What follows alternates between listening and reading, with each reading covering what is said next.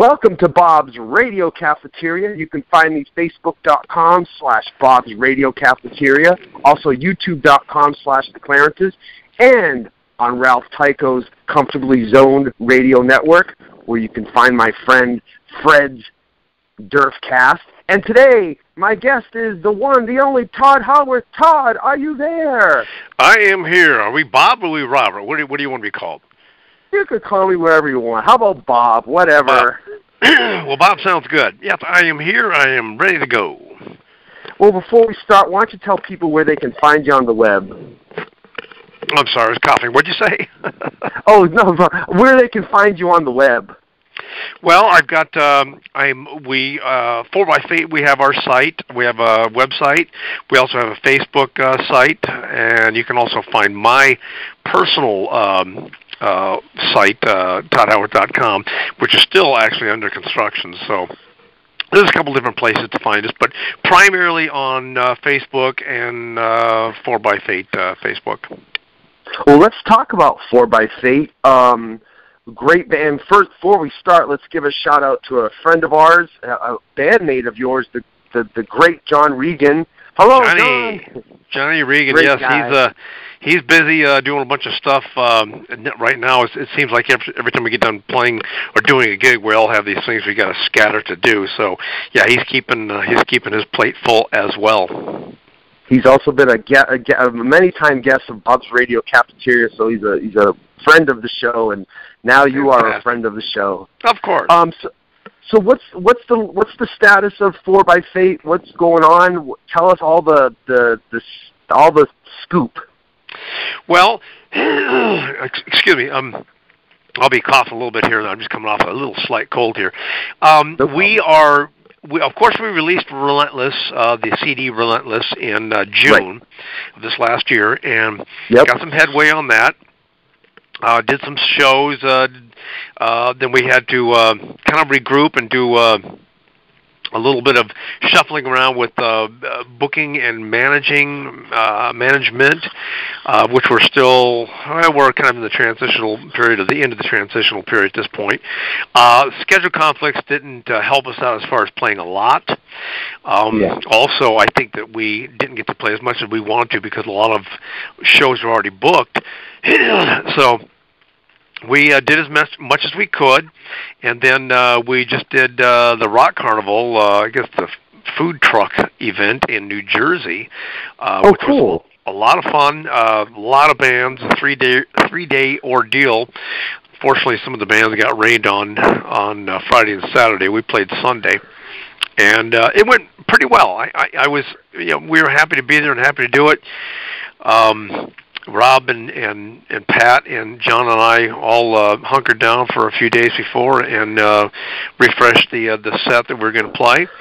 And now we've got some videos in the can that we have done that are going to be released. I guess I'm not even sure how strategically it's going to be done, but we're winding down, of course, towards Christmas now with Thanksgiving and Halloween. Actually, we're kind of far away from Christmas, but things kind of slow down a little bit. We may end up doing a show here or there, but I think we'll probably be doing a lot of kickstarting into the new year. At the same time we're doing that, Pat and I are also starting to work and write on more songs for the hopeful next CD, which... cool. Yeah, it's amazing. We're still pushing and promoting Relentless as we will into next year, but we'll be looking forward to doing some new tunes and hopefully get something going by the first trimester part of next year.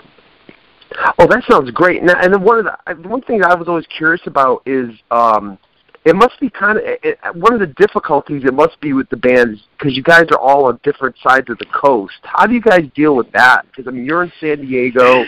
I know John is on the East Coast. Yeah, I don't know where Rob and Pat are. Well, John and Pat live very close to each other, and Rob is not that far away from them. So they're all relatively in the same area, upstate New York, where, of course, I'm down here in San Diego in California. So it does make it difficult as far as just getting together and slamming some things out, some new tunes and ideas, and even rehearsals for that matter. That is indirectly my fault because I'm way over here. So what we do is when we do rehearsals, we do some self-rehearsals, and then we get together and brush up and go over the arrangements and the endings and whatnot, and get that done. It'd be, of course, ideally it'd be a lot better if I was close by or we were all together in the same area, so we could get together. But even then, with everybody's schedule, John's got his schedule, Pat's got a schedule, and Rob's got his business, and which is a very hectic schedule as well. So I'm not really sure we'll be able to do much more than we have done with me being way out here in San Diego. And let's give credit to the two other band members. Of course, we mentioned John Regan. We got Pat Gasparini, right? I pronounced that correct. And Rob Affuso, right? I'm pronouncing that right. Right. Affuso, yes. From Skid Row, and Pat, of course, has had a nice career as himself. I want to go back now. I like to always find out how band members with Bob's Radio Cafeteria. I always like to find out how band musicians, how they started out. Like, how did you get into music? What was the beginnings of your career? How did you get into music? Well, I started out genetically, of course. My mother and my maternal grandfather were singers, not professionally. Oh, wow. They just sang and played a little piano, I think, but sang as a part-time thing. And so it was there. Of course, when I was younger, I didn't really know it, but when I ended up staying with my father a lot, in my 5, 6 years old, whatever, he used to listen to music all the time. And I'd listen to it, and I was fascinated by all the orchestration and the melodies and a lot of the instrumental and even some of the tunes back in the day. He was not really an Elvis fan. He was more into, big band type sounds. And so consequently, I listened to a lot of arrangements and ascending melody lines and bass lines and a lot of dynamics in the music. So when the Beatles came around, I really started paying attention because they had such a tremendous way of writing songs and putting them down on tape back then. I was, and plus, the first time I saw them, they were, a bunch of girls screaming on TV. I said, yeah, even though I was like 6 or 7 years old, but yeah, that's what I want to do. Yeah.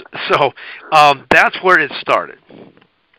Gotcha. The Beatles seems to be the beginning point of a lot of band people that I speak to. It seems to be Beatles.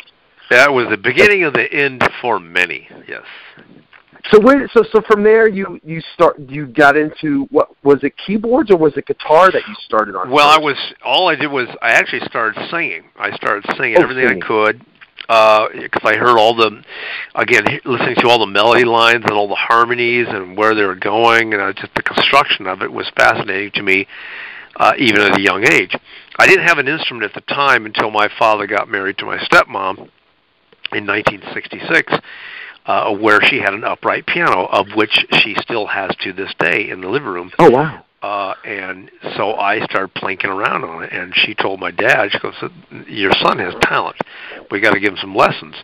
Plus, she heard me singing, and she used to love me, scream at the top of my voice or whatever they were listening to, imitating the vocalist. So I started taking piano lessons.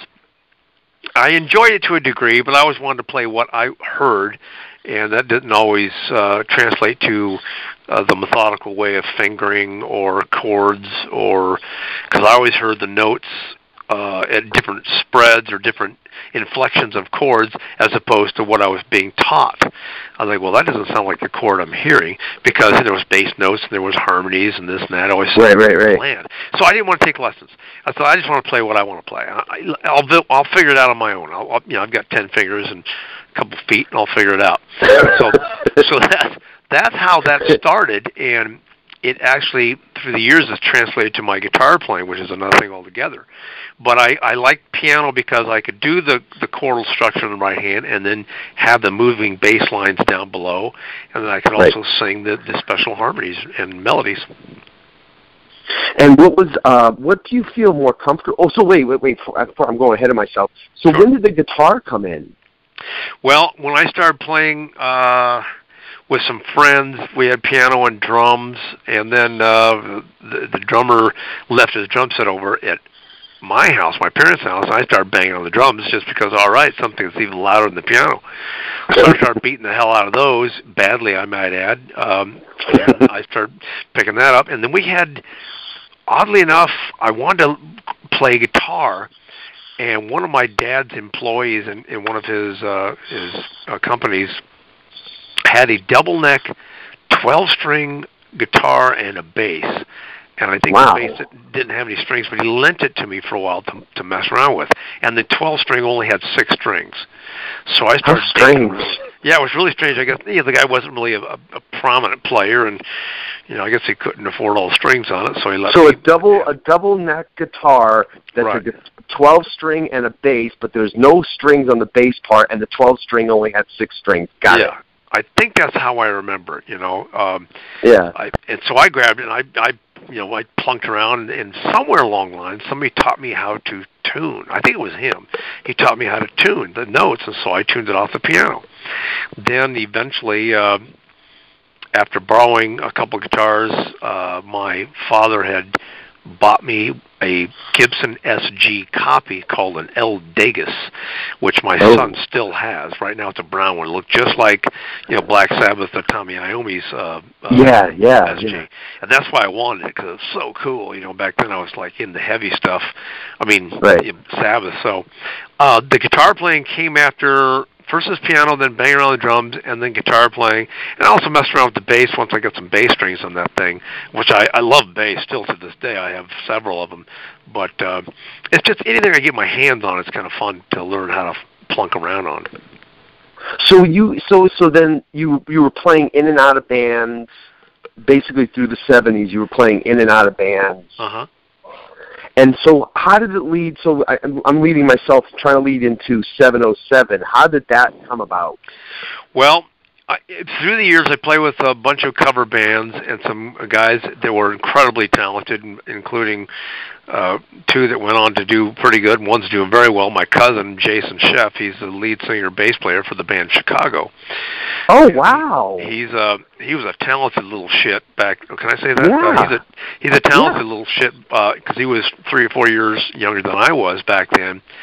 And we used to have to pick him up because he's only 15, but he could play bass, and he was singing. That he was just learning how to sing, and he sang real well, but God, he was talented. He could play drums and keyboards and bass, and so we were playing in all these band called Cocoa Blue in San Diego, and then finally that band kind of went defunct, and I started playing with some other bands, and then about 1979. I decided to move to L.A. and really try.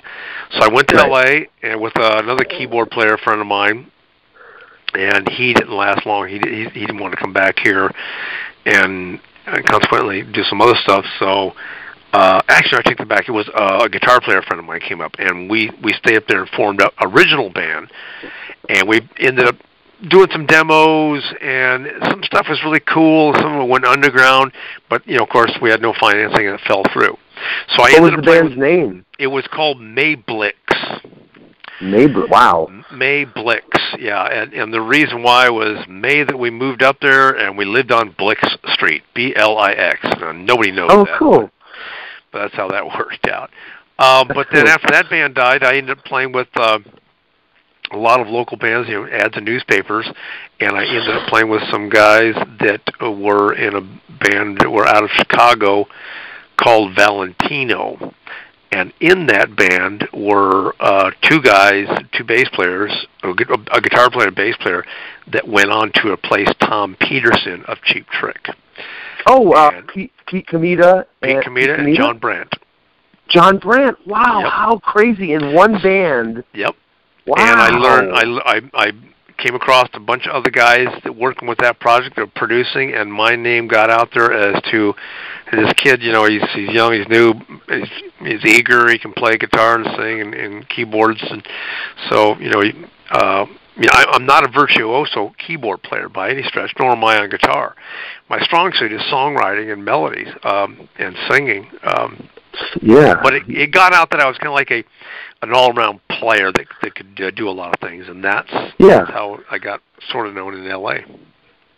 What was the name of the band that Pete Comita and John Brandt were in? It was called Valentino. Well, actually, there was two. That's right. That's right. There was Valentino, right. And I think I played in a brief offshoot of that band, and then there was also the Mickey Free band. Mickey Free was a guitar player, singer who went on to play with Crown of Thorns and some other band. He did pretty well for a while, but he also had John Brandt and Mickey Free in that project as well. I mean, John Brandt and Pete Comita in that band as well. Okay. Then there was there's so many different. I ended up playing very shortly with Rudy Sarzo and Frankie Bonelli. Wow. From Angel in a offshoot of this project, and those guys hated me. They didn't, or actually, Rudy didn't hate me, but Frankie Bonelli, he couldn't stand me. This is like pre-Quiet Riot, kind of like before they. Well, this was 1981. So yeah, pre-Quiet Riot, and so Rudy's like just before Ozzy Osbourne, or just as right. Rudy was a great guy. He was a real nice guy. Yeah. Frankie didn't care for me much, but because I think it was because I was new, I was young, I had a mustache, and shave your mustache, kid. So I wasn't going over too well there, and I had tons of keyboard equipment, and I just wasn't cool because I didn't have young hot babes, that I was living with, mooching off their paychecks. Yeah. So 707. 707. Well, what happened is, I've been playing with the Mickey Free and John Brandt and Pete Comita. I'm trying to remember when either one of those guys left. But is this Mickey Free? Not Mickey Free that played with Shalimar. Okay. Oh, wow. Okay. Shalimar. Right. I think it was Shalimar. Wow. Yeah. I just now remembered that. I think that's what it was. Yeah. What happened is I was playing with Mickey, and we were going to audition. His manager got us a gig to play with, opening up for Diana Ross in L.A. And Diana Ross at the time was dating Gene Simmons. Gene Simmons, a Kiss, right? Yep. And so they came down to SIR where we were going to showcase, and that's when Gene, came. He came with Diana Ross, and it looked like it was going to go. At the same time I was doing that, they didn't know I had heard about the band 707, and they were looking for a keyboard player. Actually, I got to roll back. I had heard about 707 about half a year before that, and I went to see them. I thought, it's a good band. I like the band. It's not as heavy as I want to be, but it's a good band. And I found out they were looking for a keyboard player, a guitar player that could write songs.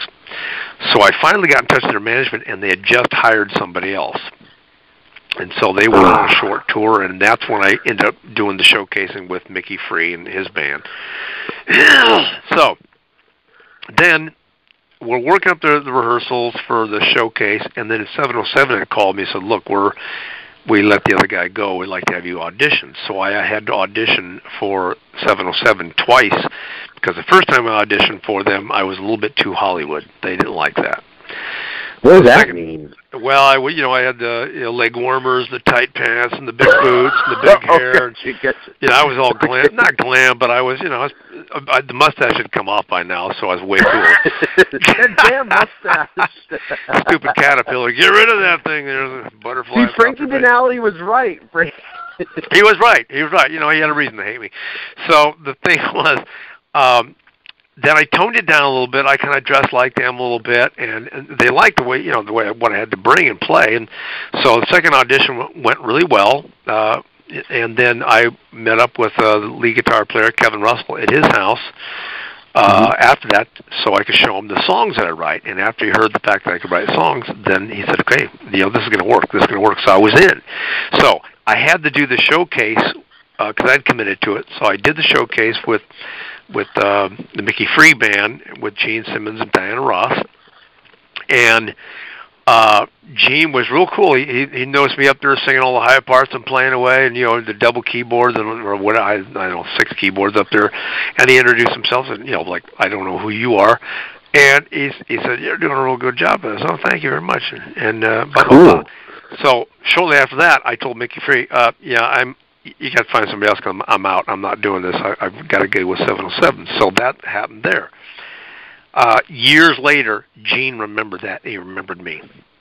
It's so funny because the thing it's funny you say, because I'm thinking in my head, like, here's the cheap, there's John Brandt and Pete Comita, there's Gene Simmons, and both these, both the Kiss and Cheap Trick connection both come into your life years later. It's kind of funny.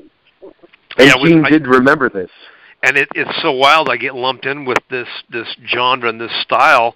And while I appreciate a lot of Kiss stuff, and I'm a fan of Cheap Trick, this is stuff I didn't want to play. Exactly. I wanted to play some other entirely. I was Van Halen, Jeff Beck, Jan Hammer, Aerosmith, Rick Derringer, Humble Pie. I want some heavy shit, But people don't know that about me. So I got a kick out of them when they said, "Oh, Tod Howarth is too light." I'm like, "Too light? God, you don't know anything about me." But anyhow, that's that part. So 707. So you put out. You're on the Megaforce album. Put out the Megaforce album. Yeah, we went out on tour on support of their second record, which was titled very cleverly, the second album. Second. And it was, some stuff on there was okay, and then it didn't really go anywhere. We actually went on tour with REO Speedwagon and the High Infidelity tour. How was that? What was that like? It was the biggest tour I've ever done. I mean, the smallest venue was 8,000. The biggest was 50,000 people. And this is REO at the. I mean, this is them at their height. They were huge. And so that's how that transpired. It's like, just wow, I'm on my way. This is fantastic, So we all moved up to San Francisco. Yay, that's where I'm at. Yay. Yeah, and I love San Francisco. I couldn't wait to get the hell out of LA. But we move up there, and we don't really quite have places yet, so we're kind of living here and there and friends, and primarily in the record plant studio, the now defunct record plant, living in not in the studio, but they had I guess a condo or something like that. We were living in their guest house. Why did you have to move up? Why did you move up here? Well, because that's where our managers were, and that's where the manager's secret business was that I had no privy to. The secret business was the reason why we got along these big tours. Speculation, I don't know if speculation is truth, but I think they were delving into stuff that was supplying other projects with things that were needed at that time. Wink, wink, wink, wink. Yeah. I'll just leave it at that. So I thought we were a good band, but no. Yeah. We'll just leave it at that. It was a good band. It was a very good band, but. Yeah, 707 is great, yeah. That was a speculation. So we move up there and we record an album called The Bridge with John Stronach, who helped co-produce and work with Joe Walsh on his some of his great stuff. I thought, all right, this is going to be great. Well, we got, let's see, how the hell was, what label was it? Not Boardwalk yet, it was... Casablanca or Casablanca, yeah, with Neil Bogart. So this is the end of this, but this is like towards the end of Casablanca. Yeah, very much so. And then Neil Bogart died. Yeah, right, because he died 81, 82. Yep. So this is 81, and it put us right on the shelf. They didn't know what to do with us, so they shelved the record. So we promptly did. We managed to, or the managers helped us. We got another singer. We let go of our bass player at the time, Phil Bryant. Great singer, the one that sang "I Could Be Good for You." That's his voice. Oh yeah, right. Their big hit, yeah. Yeah, let him go for some obscure reasons, and we got Felix Robinson, the bass player from Angel, in there. And then which was a Casablanca band, right? Right.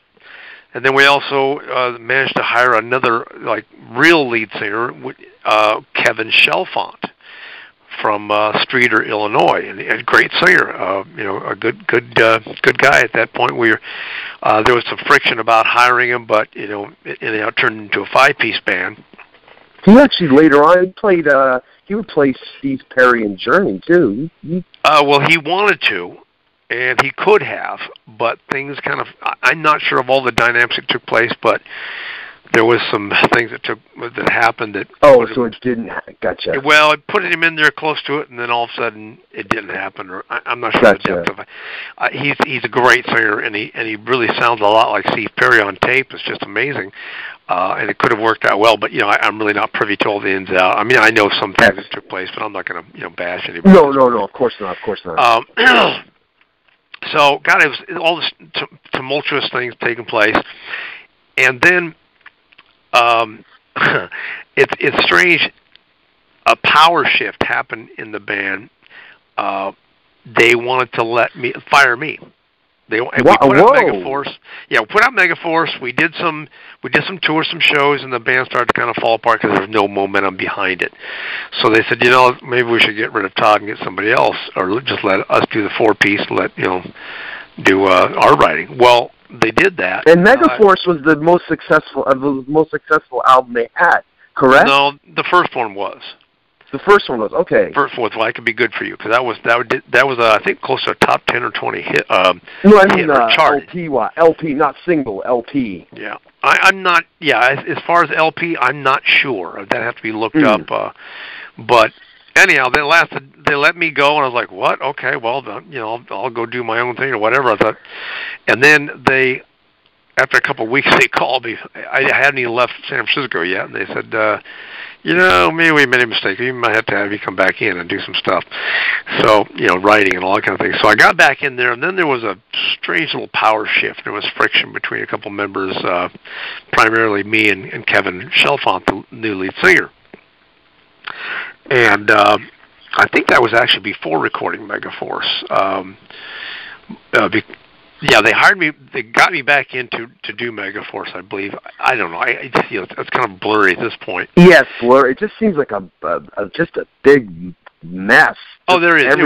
It was huge. But in short, we kept trying to do it, and we ended up using Ted Nugent's management along with Ted to help us along because our other management had kind of followed through and wasn't working. Right. In the meantime, I'd sang backups on one of Ted's records, the Penetrator record in late '83. Yeah, I was going to ask you how you got that. Is that how you were able to sing backup vocals for the Penetrator album, Ted Nugent's album? Yeah. Kevin Russell and I both sang backgrounds because we were there. He recorded in the record plant there. And then shortly, late '83. 707 was defunct, and I moved back down to San Diego. Now what? And I decided, this I'm going to need something to fall back on if I'm going to keep doing this music stuff. So I went back into junior college to start doing some credits to study what I could and figure out a field where I could continue to do my music because it was obvious at this point, music wasn't going to help me out too much.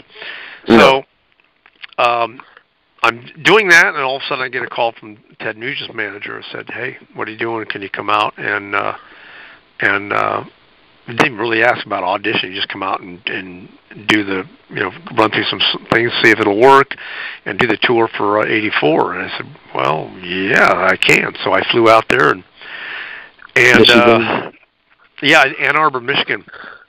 And what they didn't do, they didn't send me a record. So I land, and I get there. I get all my clothes ready to go, and go through stuff. So I said, what are we going to learn? I said, well, didn't you get the record? No, I didn't. Nobody sent it to me. They go, oh, man. And I mean record. That's what it was, a record. So I was staying in Ted Nugent's house, and the guest bedroom. He says, okay, well, this is what we're going to do. And he didn't really flinch. He said, okay, this song you should play some guitar. This one you should do keyboards, and just do what's obvious to you. And we'll see you in the morning. So I spent all night. Yeah, I spent all night like a teenage kid on the floor with this little turntable, listening to the record, going the to the album. The Penetrator album, and trying to figure out which you had sang on. Yeah. Yeah, I mean, I had a loose idea of what was on there, and so I'm trying to program my old keyboard, an old, what was it, a Korg, or I don't remember what it was. You didn't really program it. You had to move the knobs around to match the sound, so I had to move all these knobs around and take notes of what sound I was going to use for this patch or that patch, and then what guitar parts to play, and then try to sing, and then I was going to sing this part, and obviously, so that's all I did. I didn't really sleep that night because I was working so much. And the next morning we got up on stage, or I think about noontime we got on stage after I did maybe a couple hours, and hacked through it, and Ted goes, "Yeah, I think this will work. Just keep on it." So I did. I just kept working on shit. And it was funny throughout the whole tour. Ted kept saying, "What are you playing this song?" I said, "Well, this keyboard part here." "Yeah, let's move that over guitar, and you play a little less keyboards, and just get some more guitar and move out front." So by the end of the tour, I was playing mostly guitar and some keyboard stuff. Oh, so you did the Penetrator tour? Yeah. Yes, it did. Oh, that's cool. I wasn't aware of that. I thought you just did the vocals on the album. No, I did the tour. Really cool. It was Brian Howe from Bad Company was singing lead. And Mark Bowles from, he's got his own thing going now. He's playing bass, and he was a backup lead singer, great singer. Wow. And who was the opening act for a lot of that tour? Oh, God, I wouldn't remember. We played with Iron Maiden. Actually, I played with Iron Maiden in Judas Priest. We played with Judas Priest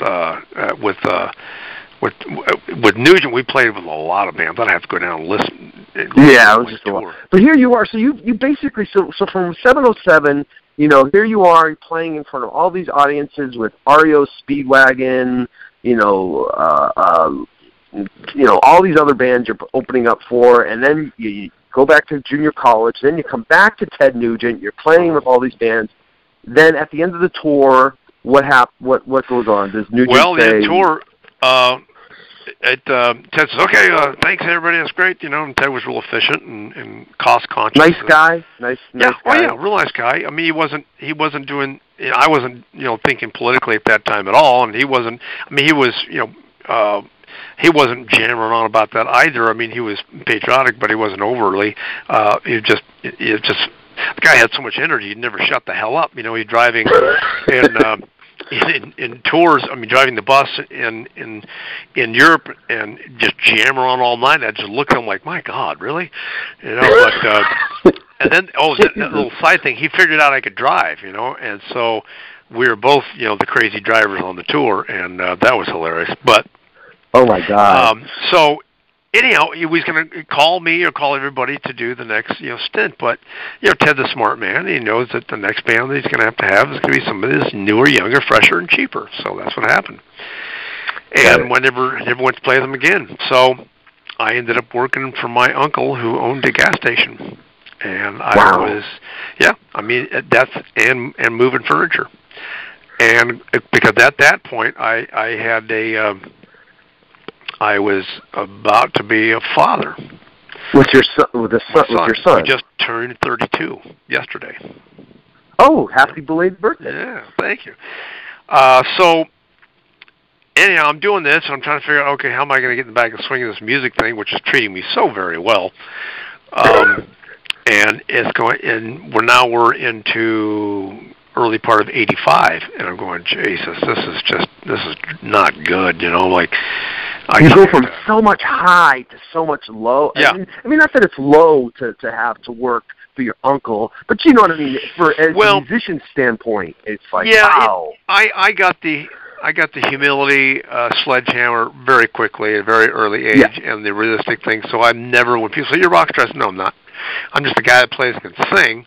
And I've worked very hard for it, and I know some people, and I've done some stuff, but rock star, no, Mick Jagger's a rock star, Paul McCartney's Sting, that kind of thing. I mean, so I never really made that correlation. I'm a rock personality, but that never went to my head, because I knew just around the corner was, somebody, saying, hey, you want the job, where you can say, you want some fries with that? But an honest day's work is there's nothing wrong with that. I mean, I still do that to this day.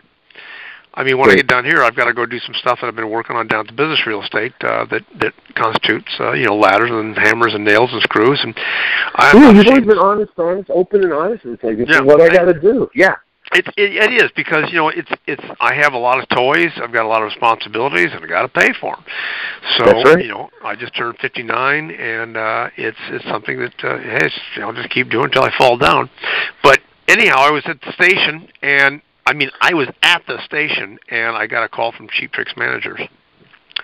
So this is the first time. This is the first time you get the call from Cheap Trick. Well, they had wanted me to come play with them before, and I didn't know about it, but I was playing with 707, and then 707, and then Ted Nugent, and my name had been floated around about John Brandt. Do you think? Yeah. Do you think John Brandt? Yeah. John Brandt. I think even Pete Comita and George Tutko, who was their engineer producer. He did a lot of work with. I think he did stuff with Rod Stewart, if I'm not mistaken.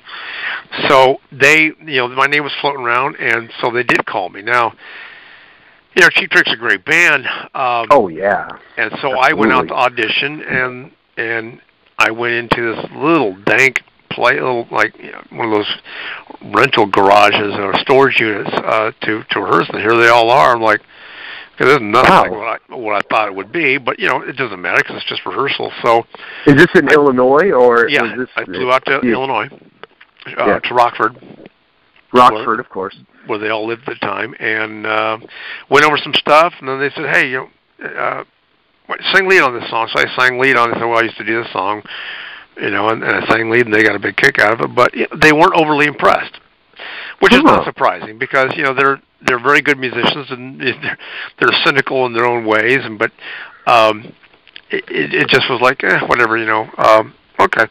Well, the manager knew that I could hit all these high notes, which I did there, and I could do all the harmonies and play these, keyboard and Dream Police and all this kind of stuff, which is kind of Surrender during the chorus. It's pretty simple stuff. But anyhow, so the manager believed in me, and there's many more parts of the story, but I ended up doing a second audition when they played in Irvine, kind of like. And really not for them, but for the manager by the soundboard, singing my ass off. It goes, there's no reason why you should not be in this or playing with the project. So he insisted, until you've got to let Todd play with you. This is a matchup that's going to work out just fine, and plus the cost was right because they get me cheaper. So, and they had a keyboard player that was a great musician, a guy named Phil Christensen. They called him Magic. Great singer, great player, but for some reason I guess things weren't happening, and they wouldn't let him go. And so they said, okay, you're going to play this. Here's the songs we're doing. Here's the set list. You go over this, for whatever, a week or 2 weeks, whatever the duration of time was, and you will just fly in the show, and you'll just jump into a show. And this is the Standing on the Edge tour? Is that the tour? It could have been just after the Flame. No, wait, I take that back. That was no, that was 88. Yeah, 88. I think it was the Doctor or Standing on the Edge. No, I did the Doctor with him, so it was before the Doctor. It had to be Standing on the Edge. Could have been Standing on the Edge because there's some cool songs in there that I really liked. So I learned the tunes, and I learned them again. I was staying with my little family time, my first wife, my young son at Arabian Show Horse Ranch that was pretty much not abandoned but up for sale. And I practiced in the cold in one of the car garages out front with my keyboards and a record player and a tape machine, and I practiced that over and over. I did the vocals and the parts, and just went, and I got it down to where I thought, well, it's best it's going to get, and I flew out, watched one or two shows, and then they sent Phil home, and I jumped into a show, and I just played live. And they then after that, Rick comes up and of course he's all animated and adrenaline. He goes, "Geez, why didn't you play and sing like that at the audition?" I said, "Well, I did. And by this time, though, they were openers, though, right? They were opening. I don't remember who we were playing with. We could have been doing co-headline because that was pretty much something that was done a lot. Co-headlining, or you guys open this and we'll open that. And yeah, exactly, right. Yeah, but it was a good crowd. I can't remember either. It was a big crowd. Of course. Wow. So here you are. You're on the high again. You're playing with a band that you actually really, really like, Cheap Trick, which is a great band. Yeah, it's a fantastic band. Did you I can't remember. Did on the Doctor? Did they actually ask you to play? Because that album is very heavily. There's a lot of keyboards on that album. Did you play on that album? Well, I was moving on to. I stayed in Rockford, Illinois, and I did a lot of pre-production with him. And I went in the studio and dicked around with some stuff. And that's my youngest daughter was born, 1986. Oh, cool. I was there in the studio when she was born. I wasn't here in San Diego. So I did a lot of stuff. They never had me play on the album. I'm not really sure why. Who knows? Who knows, yeah. But I did a lot of pre-production, and I did one song. Rob and I spent a lot of time in his basement working on some stuff, and I did one song that Robin had written, and I worked it up kind of like, well, this is how I'd do it. And I can't remember the name of it. I have to look on it. I've got the album somewhere. Yeah. But they recorded exactly the way I did it in the demo. I was like, oh, well, I know this production. But I had also written It's Over Now in Rick Nielsen's parents' condo where I was staying. And I presented it to him. I said, look, I got the song. It's called It's Over Now. Would you guys be interested in doing it? Oh, it's great. I love that song. And the management, thank you. The management said, oh, this is a great song. You got to do this. And I gave it to them, and they went, oh, yeah, a little long. Yeah, we're going to pass. And they passed. So, and the manager said, they passed? I said, because he talked to me personally. He said, did they pass? They like songs? I said, no, they passed on it. He's like, damn. I'm thinking, yeah, damn is right. And that was the year I was there watching the Challenger go up in flames when they the space shuttle. Yeah, it was awful. I was in the middle of writing that song when that happened. So January '86. Yeah. Yeah. Wow. And so that took place exactly January 6th. My daughter was born January 29th. So wow. I ended up playing with them into '86, and that's when I met John Regan when we were doing a co-headline. He was playing bass for John Waite, and I was playing for Cheap Trick. That's how I met John Regan. Great guy, and a great friend of the show. And so of course this leads into the Ace Frehley part. Now, how did that all come up? I know you've answered this question all the time. Well, but, of course, this is Bob's Radio Cafeteria. Of course, Bob's important, and we're listening to Bob only right now, so that's what we're going to do. That's right. Thank you, tell a story for Bob's Cafe. So we love having you on the show. So I appreciate you getting in touch with me, and I've never talked to you on the phone, but you've got a great flow, a great cadence, so it's a pleasure. It really is. Thank you. What happened is I used to, because I love bass and drums. I mean, I every chance I get, I'm on Rob's drums or whomever's drums I get a hold of and beat the shit out. Of course, does Rob and John constantly hitting your get off my bass? No, they don't. Rob told me just the last rehearsal. Goes, yeah, everybody's a fucking drummer. I said, yes, but I'm a Barney Rubble drummer, and I will beat the living crap out of your drum. And John loves my bass playing because I'm very aggressive, and I said, well, I like playing the bass the way I do because I'm trying to emulate the way you sounded to me when I first started hearing you. So what happened? We were, and we were doing sound checks, and I would go out to listen. This is the Cheap Trick John Waite. And John Waite. And I'd go out front and I'd listen to John Waite's band, which was John Regan, Arthur Stead on keyboards, Frankie LaRocque on drums, and I forget the guitar player, a great guitar player. Oh, was it not Earl Slick? It was no, redheaded guy, whatever. I know who you're talking about. Yeah, I feel disrespectful not remembering his name, but I'm shit with names. But and they just sounded huge because Frankie LaRocque just puts it in the pocket, and I like pocket music. I like Zeppelin, Bad Company. I mean, I like that. I don't like on top of the beat bands because it drives me nuts. But John's bass sound was just ripping, and so I just walked up after a sound check. I walked up and said, "Man, you guys sound so huge and fat. That is just stellar." I said, "I'm Tod Howarth. I play keyboards for Cheap Trick." He goes, "Yeah, I know who you are." He says, "Great, nice to meet you." He goes, "You're doing a lot of singing up there, aren't you?" I said, "Yeah, I sing all the high parts and double with Robin when needed." And I said, "I'm also, guitar player songwriter, lead singer, is, obviously, and he said, it's really interesting. He said, I got a project I'm working on. I'll have to get in touch with you. Give me your information before the tour ends. So I did. And I think it was maybe a little less than half a year later, he calls me and says, this is the project. I didn't want to tell you who it was because, I didn't know where it was going, blah, blah, blah, but it was Frehley's Comet, and that's when I went out in touring with Cheap Trick. I flew out to New York to audition with them before flying to the next city to join Cheap Trick. And I laid up again, playing and showing them some of my songs and stuff, and Ace was like, yeah, he's okay, not impressed. And again, so there goes that thing again. It's like, yeah, Jesus. I'm not that kind of, I'm not a Richie Scarlett lead player type guy. I can play leads and I can rip, but I don't care. Yeah, totally. I don't don't care. I don't have to play lead. I'm more West Coast Eddie Van Halen, Blue Murder type feel, even though I don't play that well. Oh, nice reference. I like that. Blue Murder. Yeah, I got it. Blue Murder smoking shit.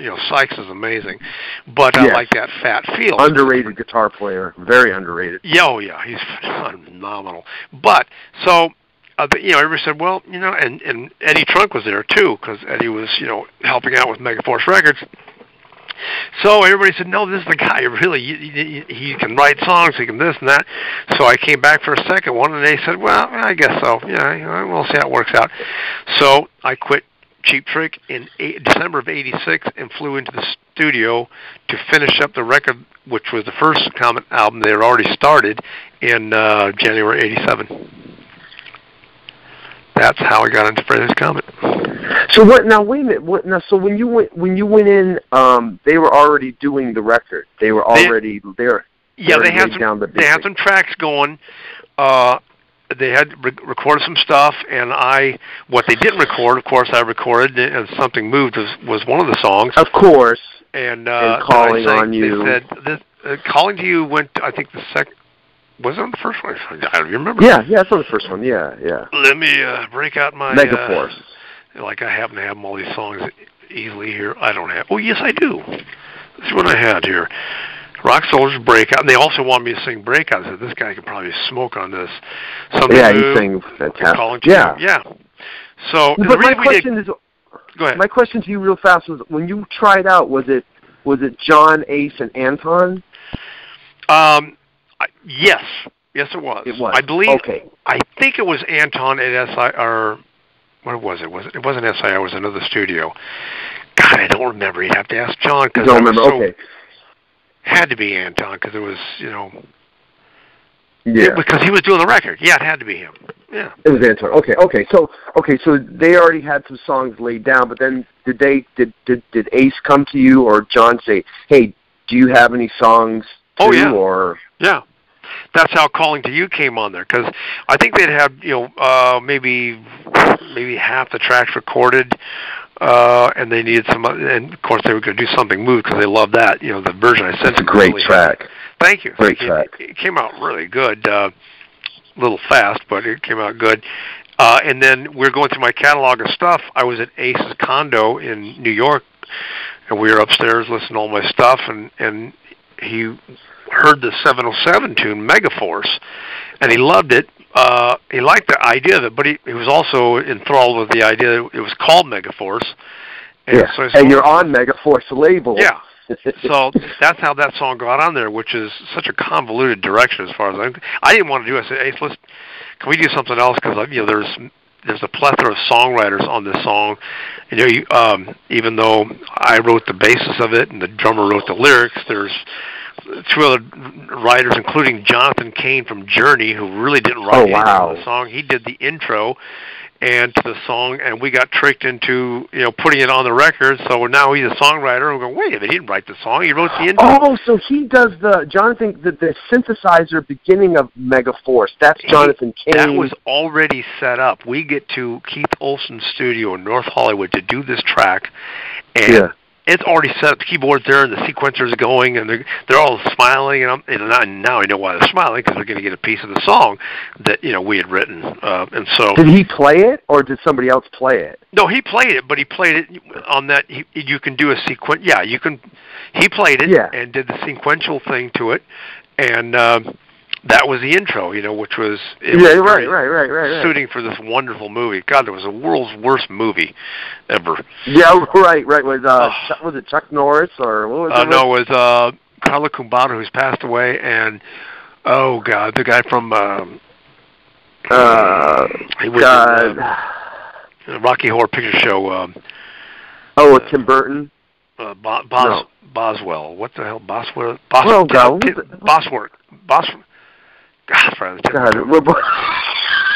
that dude with his eyes too close to each other. That guy, that guy, yeah. Barry Bostwick, that's his name. Barry Bostwick, yes. Yeah. He gets a prize. There it is. Yeah, it was. We were sitting in San Francisco in the city watching this movie play with our song chopped and thrown to the end of the movie. We're going, what kind of crap is this? Anyhow, but getting back to Ace wanting to do the song, so yeah, I said, okay, I'll just have to get a hold of all the guys, and get cut them in on this as well.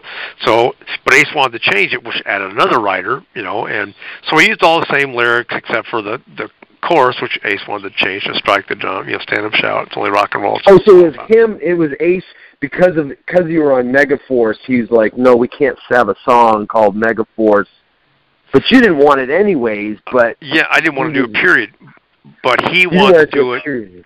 I did. This was kind of the modus operandi of Ace, which is fine. I mean, it's business. Yeah. But he wanted to add his idea to the song, his lyrics, and and not call it Megaforce. And I said, well, okay, well, I'm low man on the totem pole, and it's Ace's project. It wasn't mine. So yeah, we did it. To be fair, I like both versions. To be quite, and I'm not playing. I like both versions. Yeah, they're. I mean, Kevin Chalfant sang the original, and he's such a great singer. I mean, aside from the rough patches we had, and we were friends now, but aside from the rough patches, I mean, he's a phenomenal singer. He did a great job of it, and it was my melody that I gave to him. Of course, he polished it. So when I sang it, well, I'm just going to sing the melody that I remember writing, so it wasn't, there wasn't really a debate about me stealing his licks, because, as a lead singer, he was a better lead singer than I was, so I was still developing my lead singing style, which I sing so much differently now than I sang back in 1988, but, both songs have an allure to those that really like to listen to both. Yeah, you're right, thank you, I appreciate you saying that. I wanted to ask you a musician question. What's that, Bob? Well, Todd, let me tell you. With Kiss, they always tune down. But with Frehley's Comet, you guys had standard tuning. Was that ever discussed, or was that just you came in? Because I was curious about that. Well, live we tune half step down. You did. Okay. So the first record was recorded A440. Exactly. Yeah. And then Ace said, he wanted to tune down because he was singing half the leads, and it was easier on his voice. At that time, I said, I don't care. I mean, I liked it because it's a little heavier, but I didn't care because my range was young and fresh, and I could still belt out, good 3 octaves. I can still do it, but I have to really work on it because, I'm 59 years old, and your voice changes a little bit. I can still get up there, but we tuned down live for a half step. I think what's A430 or A433. So that's how that did. Now I don't on the second album. I think we tuned back up A440 again because It's Over Now's on there, and that's such a great song. Thank you. Thank you. I said this to you once on a message in Facebook, and I know you've probably heard this 1,000 times. Luckily, it was put out as a single. Why that, I think probably you'll tell me now, but the record company or whatever, why that was not a hit, I will never ever understand. I will never understand. From a business prospect, it was very devastating to me because I thought, oh my God, this song has all the ability to be a power ballad of the 80s. A lot of people that came and listened to it going, holy shit, you guys are going to do real well with this. What had happened was the first album was so widely received and celebrated because it was Ace's first band, solo band, and he picked some choice guys to play with. I mean, I'm not patting myself on the back, but Anton and John, and it came across pretty damn good. So they're expecting something for the second record. Okay. Yeah. Well, here comes this new guy, Tod, is writing half the songs, and they're going, why isn't Ace writing all the songs? Well, because Ace didn't, and I was prepared. I had stuff ready to go. So that set up that animosity. But then the record label said, well, we're going to release some singles off this and put some money behind it. Insane was, I think that was the first single. And then it wasn't. I mean, and then Into the Into the Night was the first one, I think. The first one, which is a good song, yeah. But what that happened, wasn't written by him. Yeah. No, Russ Ballard, I think, wrote that. I believe, or maybe I'm wrong. But by the time they got around to releasing on Second Sighting, they released It's Over Now. They put no money behind it, and they didn't get it out there. And it wasn't, I think that they said, well, this is not Ace singing. As a matter of fact, Ace didn't play a stitch on the song at all. It was primarily a three-piece. It was just me, John, and Jamie Aldaker. Jim from the Eric Clapton band, right? Yeah, Eric Clapton band, right. Yeah. I mean, I played everything on the track, keyboards. It's a fantastic. I encourage all listeners, if you haven't heard the song, to go out and listen to the song. It's just fantastic. It's just. Thank you. I mean, John helped produce it. Back then he had some ideas and he really polished the song up. Jamie did a great job of laying the pocket. Man, what a pocket! Oh, it's a great pocket. We did the song, and I did all the rhythm parts, and I did all the stuff, and then Ace was not there in the studio. I said, well, I've got a lead idea I worked on. Let me just lay it down. If Ace doesn't like it, it's his band. He can do whatever he wants for I wanted it to be the best it could be, and I've always given Ace his credit. He comes in and he listens to it, and this is after it's all recorded. Not mixed, but just a rough mix of it up, and he listens to it, and he's sitting there at the console, and he spins around after the song, he looks at it and goes, well, what's wrong with it? And we go, well, nothing. We just, Tod put the lead on it, and if you want to do some rhythm parts, you have some ideas, and Ace, to his credit, says, no, it sounds great, leave it as it is. Next. That's awesome. So that was for me, it was a heart swell moment for me because I finally got to do something that I knew I could do, and Ace was gracious enough to let me do that, and I'm forever grateful. It's perfect. He's the one thing I remember about that video. It's like the one thing is like him playing a Les Paul with a whammy bar on it. I've never seen that in my life. I just remember seeing that, and it's like, what a strange. Yeah, he did that. He did that, and actually the guitar sounded pretty damn good because that guitar is the one I cut Something Move with. Wow. Yeah. Nobody knows that. I didn't have my Steinbergers for Something Moved. I got my Steinberg, my Big Red, which is now worn out. I got that when we recorded the Second Sighting. The second set. I was going to just go back to the first album. I just want to ask you one more time about Calling on You. Did you get any feedback from 707 fans or band members or 707 band members when that came out? Did they say anything? No, there really wasn't. All I remembered is they were happy they're getting some money, or whatever money came to it. There was no flack about it really, because to be quite honest, I did not talk to anybody about it. I was not thrilled with Kevin Russell at that time. There's a backstory here that's huge. I wasn't thrilled with. I didn't have to speak to Kevin Chalfant, the other lead singer, because he didn't write it. And then it was through lawyers or publishing companies for Jonathan Cain, and then Jim McClarty, the drummer who wrote the lyrics for the Megaforce. I spoke with him, and he was all for it, and that's primarily where it went. As long as everybody agreed to do it, fine, we'll just do it. But I never got any feedback other than, cool, great, I hope we make some money off it. That was about it. Oh, got it. I want to ask you too about you sang on the Loudness album, Hurricane Eyes. Was that before Frehley's Comet, or was that after? Or was that just right in the beginning of Frehley's Comet? That was during Frehley's Comet because Eddie Kramer was producing that, I believe. And wow, what was it like working with him? Good. He's a great guy. He's got some good ideas. Got some good ears.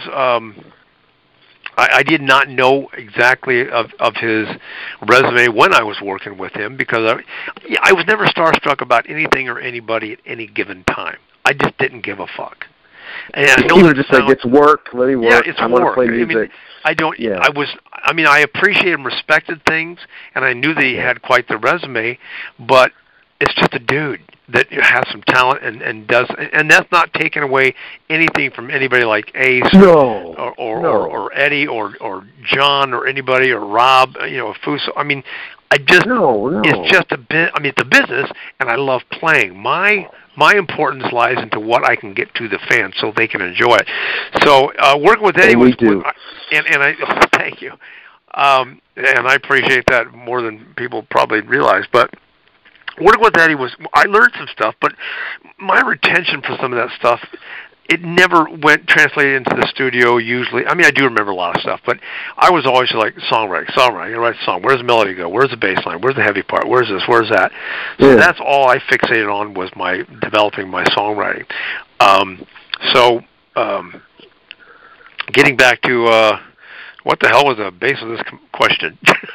I was just saying, how did that come about? Like, that's so random, the Loudness, a Japanese metal band. Like, how did that come about? Well, I was actually hired to write some lyrics and kind of smooth out the melodies for 2 or 3 of their songs. Oh, wow. And they were doing it in L.A., so I went up there and I worked with, I forget his name now, to straighten out some melodies and get some English words in there, pronunciation of it, and oh, wow. And then I did sing a little bit on the backgrounds, I believe, but I was a ghostwriter. Gotcha. Okay, so to Frehley's Comet, you do the second album, Second Sighting. That chapter of your life comes to a close. Now you go back to Cheap Trick. You get back with Cheap Trick, correct? Yeah, it was. Yeah, I left Frehley's Comet in '88, late '88, because it was told to me that for the next record, Ace was going to write and sing everything because it'd probably just be better. And I said, okay, well, that leaves virtually nothing for me because besides you're a writer. I'm a writer. That's not how I make my living, so I got to take a gamble and get out my own. And I launched out and did a couple of bands, one back in New Jersey, great players. That kind of fizzled out. Came back here and formed a couple of bands in San Diego. Got signed to Gene Simmons' record label. Oh, my God. Yeah. And then we almost got into recording, and then grunge came back and kicked our ass. And we were. What was the name of that band? It was called Hardware. Oh, I think that sounds familiar. Hardware. I've had some pictures out. It was a big hair band. A great guy. That's probably what it was. Phenomenal players. I mean, great guys and good. We had a good band, but Nirvana was coming in just cleaning house. Just said goodbye. That's it. Yeah, I mean that's hair. Bye. Don't take a bath for a year. Give me a call and let your hair mat up. Yeah. So, but I loved all that stuff, and I thought, oh, this is gonna kill me. So I ended up. Oddly enough, getting back in contact with Cheap Trick, and they said, well, come back out and do this with us. So I went back out with them in, I think, 91 to 96. 91, yeah. I saw you a bunch of times during that time with them. You were fantastic. Thank you. And you also put out a bunch of solo albums, too. I didn't want to do this interview without talking about your solo albums. You've put out 4, correct? 5, actually. 5. Wow. Yeah. I had. I did the first one was I was doing. Silhouette. While I was playing with Cheap Trick. No, it was Silhouette. I'm sorry. Silhouette. Yeah. And I didn't have a drum set. Doesn't even know his own solo albums, folks. Well, actually, I coughed and I didn't hear what you said. Oh. But. No, sometimes I don't know. You're right about that. But I didn't have a drum set to do that, and so I had to program every song on my keyboard, which took on average anywhere from 35 to 40 hours to make it sound right to me. You know, it's just painstaking. Wow. There's only 9 songs on there. So that's all programmed keyboard drums by me. The production's horrible. It was, not a very good quality sound. But I did that one with Silhouette. Then I did Cobalt Parlor. Cobalt Parlor. That's my favorite because I really took a lot of time to do it.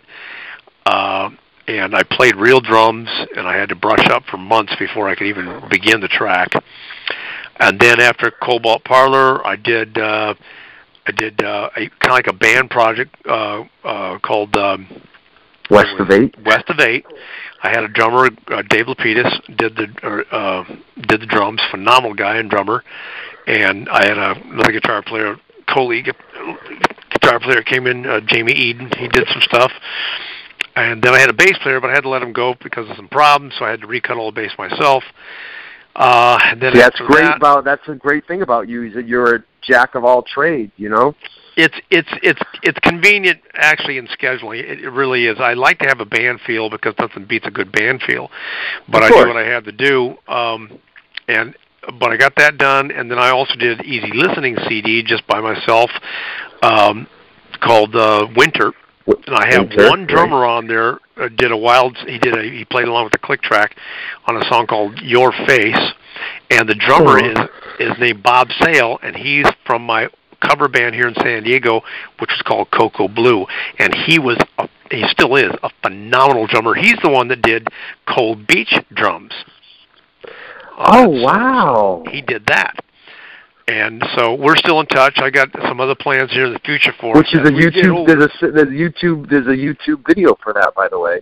Yeah, YouTube. It features my sand rail out in the glamorous sand dunes. Yes. I did everything on there except for the drums, of course. And the fast lead was done by a friend of mine, the guitar player from Hardware, Jeffrey Marshall. He did the real fast. He's all full circle. And that's from the Opposite Gods album. 2010. Actually, no, it never was on an album. Oh, it was just Cold Beach was just a single. Right. So after Winter, then I did Winter, West of 8, Winter. Opposite Gods. And then Opposite Gods, which I did myself. Then Cold Beach. Then you did the Cold Beach single. Yes. And that was it. So I've got, was it 5? I'm looking at it. 5. That's it. Yeah. I was thinking 4.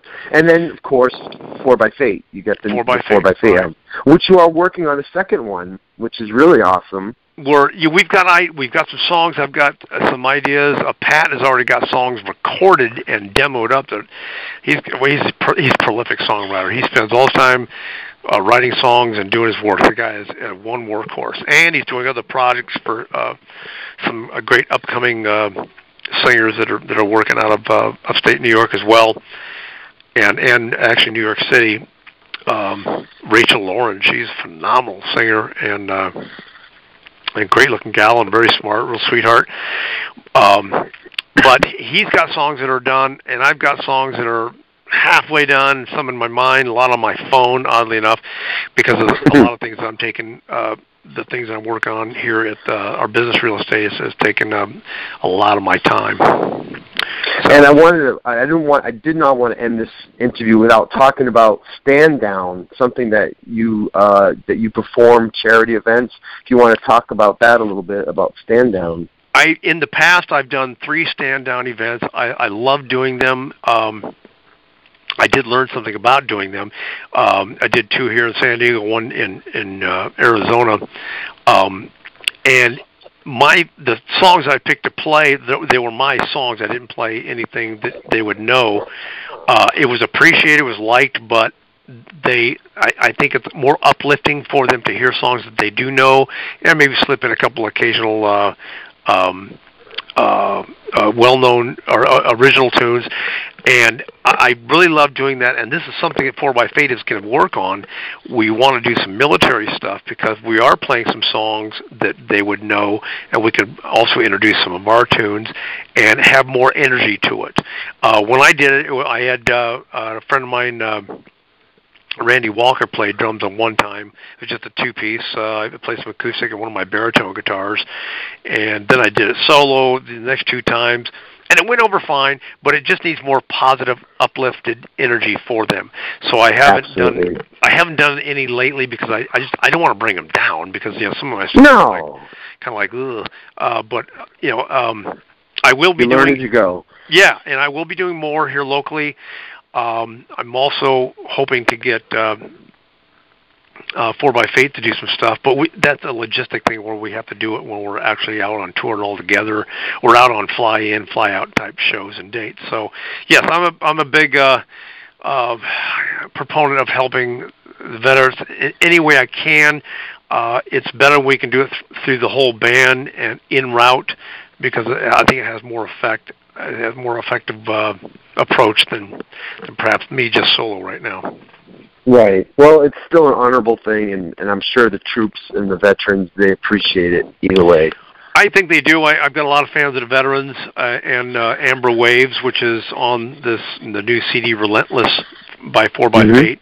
Is very heartfelt, and we're still hoping that it'll grab traction in a patriotic manner for those that will really appreciate it and like it. And we can, we performed it at this last show we just did, and actually I just did it a cappella by myself on the keyboards, and I think it went over very, very well. And we want to do. We can help the veterans. We can help people that need the help however we can, and then also bring some listening enjoyment to people that want to hear the band, and especially to know the track record. I mean, the record of this band is Pat is the youngest guy, but he's had some success with his band Pound and Flywheel on the East Coast, but we just have a lot to offer, and we're hoping that we get to the point where we can do that, and that will probably be ramped up starting next year early.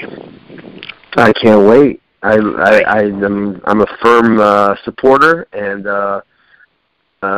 now I have two guys from the band that are now a part of the Cafeteria, so I'm very proud of that. And I just want to say, wrapping up here, I just want to say, Todd, thank you so much for being part of Bob's Radio Cafeteria. You are a great guy, and I just wanted to share a really quick story about you.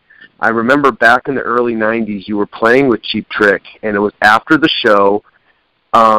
And, you guys are tired after a show, and I remember you were standing out in front of a hotel, and you were talking to some people, and I was just kind of like walking. I went, oh, my God, there's Tod Howarth. And I went up to you and I said, you're Tod Howarth, right? And you were like, yeah. And I was like, hi, my name's Bob, and, I was a huge fan of Frehley's comment. I thought, I really love It's Over Now, and da-da-da-da. And you put everything aside, and you sat there, and you talked with me for a half an hour. You kept the conversation going. And it's a moment I'll never forget. I'm redundant to say that, but it's something I will cherish forever. Like, wow, that's how a rock star should be. It's like, I just want to thank you. Many years later, I just wanted to thank you for that. It was a really cool moment. You're a really awesome dude. So thank you. Well, Bob, I'm flattered by that. I can't thank you enough for coming up and asking me about it, because you knew of my past career and what I've done. And I've always, unless there's some time restraint or something else going on that's so vitally important, I will always do that. I've always tried to do that because that's just the nature of my character. Of course, it's important to you.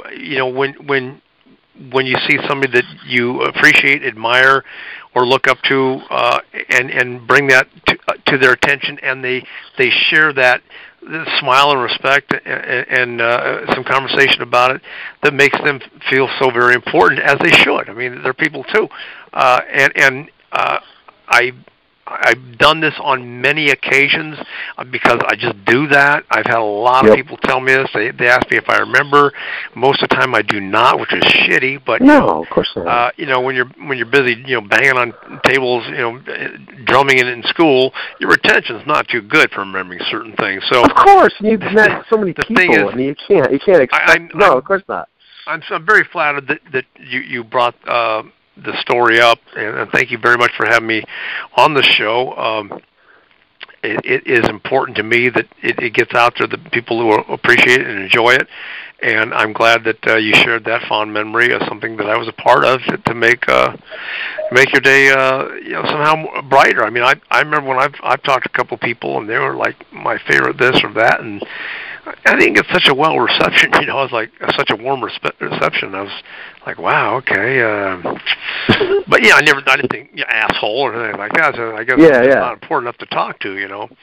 Yeah. It's just it's alarming. Yeah, I know. It's like, whoa, okay. I mean, I'm not expecting you to sit there and Right. spend 5 hours with me just to say hi. Mm-hmm. Yeah. But Todd, thank you so much. And before we end, just again, tell people where they can find you on the web. Thank you again. Thank you, Bob, for having me on Bob's Cafe. I really appreciate it.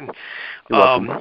And I know that John Regan enjoys it as well because he likes anything with cafe and food and Italian whatnots and that guy. Of course. But and I always joke, kid him about that. But as far as me, you can find me on Facebook through Tod Howarth and 4x8. Tod Howarth is different from 4x8 because 4x8 we only discuss fun stuff. Tod Howarth, it's a little more diverse here and there, but we still talk about band stuff there. You can find me on my website, which is still under construction. That's something I'm way behind on, but that's about it for me. You can also find primarily 4x8 has a website that's being worked on, and you can also find 4x8 on Facebook, and we do have a Twitter account, of which I'm not on a whole bunch, but we do bounce some things off that. Not as much as probably we should, but we're waiting for things to happen before you start bouncing things off that account. But you can also find Rob Affuso through his account, and Pat and Gasparini and John Regan. We're all there. We're all accessible. Sometimes it takes a while for us to answer because things come in. It's just like I've got things I've got to attend to the rest of the day. They're just going to wipe me out. But that's just the nature of the beast. So we are out there. I hope you feel better. I hope you feel. I know you're sick. That's why I appreciate. Yeah, it's just the sick. Cold. I got a cold, of course, because I'm just working myself to the bone, and I'm just getting over that, which is just irritating. But that's because I don't sit down and rest a lot. So. Well, get some rest, drink some fluids, and again, thank you so much for being on Bob's Radio Cafeteria, Todd. All right, Bob. And that's it for Bob's Radio Cafeteria. Again, you can find me Facebook.com/Bob's Radio Cafeteria, also YouTube/The Clarences, also on Comfortably Zone Radio Network on iTunes, which is run by Ralph Tycho. Also features my good friend Fred with his show Durfcast. That does it for Bob's Radio Cafeteria. Bye-bye. Bye-bye.